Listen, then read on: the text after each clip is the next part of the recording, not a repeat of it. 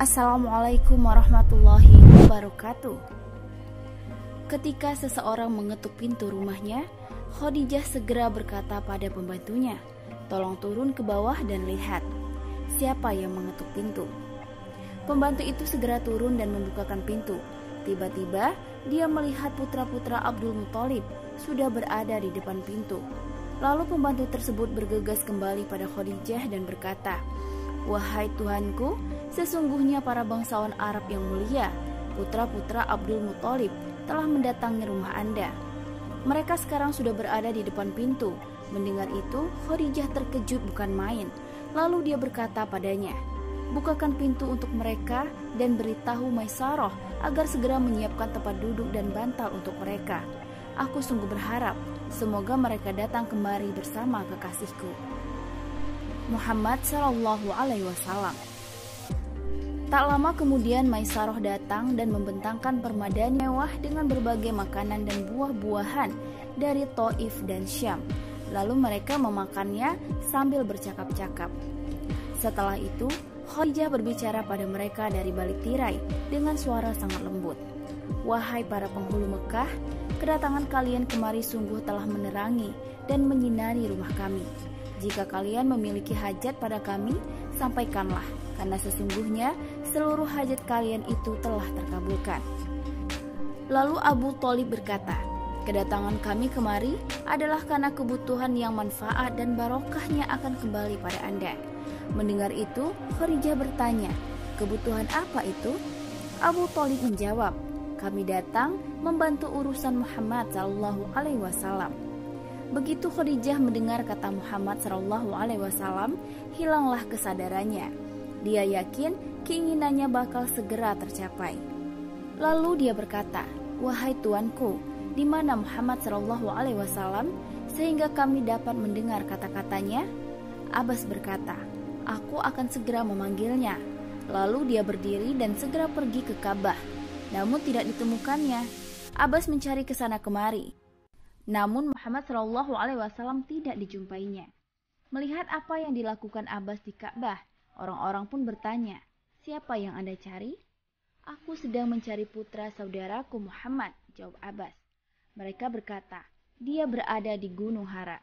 Kemudian dia bergegas pergi ke sana. Begitu sampai di tempat tersebut, dia melihat Rasulullah Shallallahu Alaihi Wasallam sedang tidur di makam Ibrahim. Sementara di atas kepalanya terdapat seekor ular besar yang mulutnya terbuka, seakan-akan hendak memangsa sesuatu.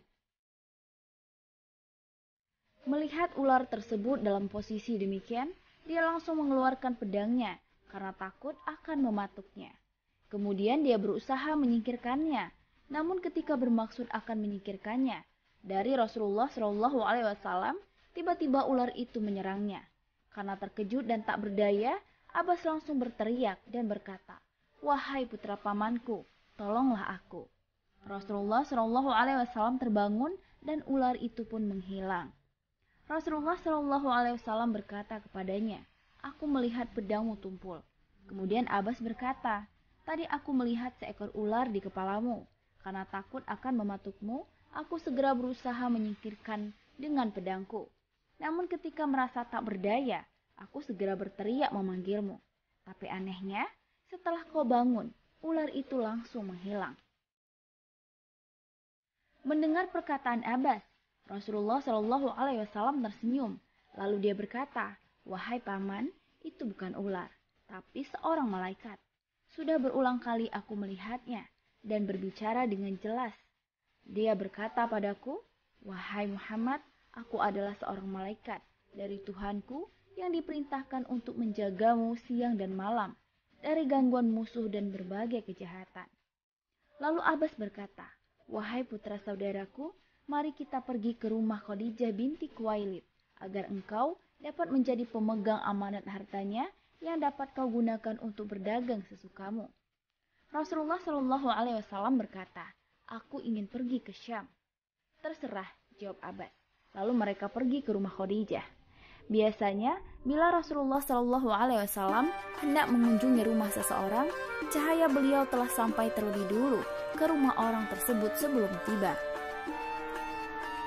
Khadijah berkata pada budaknya Maisarah, "Wahai Maisarah, mengapa engkau lupa merapikan ruangan itu demi menyambut sang surya?" Maisarah menjawab, "Aku tak lupa dengannya." Lalu dia keluar dan tidak melihat perubahan apapun dalam ruangan tersebut. Namun setelah melihat Abbas, dia mendapatkan bahwa Rasulullah SAW telah tiba di tempat tersebut. Lalu dia segera kembali kepada Khadijah dan berkata, "Wahai Tuan, aku telah melihat cahaya Rasulullah SAW." Lalu Khadijah datang ke majelis tersebut untuk melihat Rasulullah SAW. Tiba-tiba Rasulullah SAW datang dan masuk ke ruangan itu. Seluruh pamannya langsung berdiri sebagai bentuk penghormatan padanya, serta mendudukannya di tempat paling tengah. Setelah mereka duduk, Khadijah kembali mengeluarkan makanan yang kemudian mereka santap. Lalu Khadijah berkata pada Rasulullah SAW, "Wahai Tuan, Anda sungguh telah memuliakan dan menyinari rumah ini.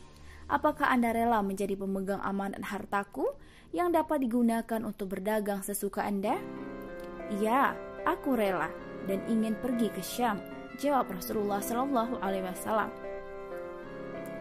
Lalu Khadijah berkata, "Terserah Anda mau pergi kemana.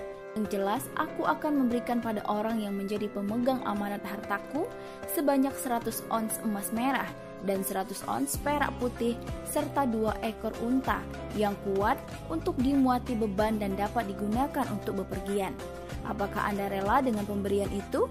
Abu Thalib radhiyallahu anhu berkata, "Dia dan kami rela dengannya, dan Anda, wahai Khadijah, butuh sekali dengannya."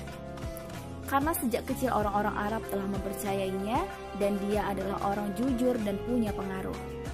Lalu Khadijah berkata, "Wahai tuanku, kalau begitu silahkan Anda ikut untanya." Kemudian menaikkan muatannya. "Ya," jawab Rasulullah SAW. Rasulullah SAW mengucapkan selamat tinggal pada Khadijah, lalu menaiki tunggangannya dan segera bertolak. Wallahu a'lam bishawab. Wassalamualaikum warahmatullahi wabarakatuh.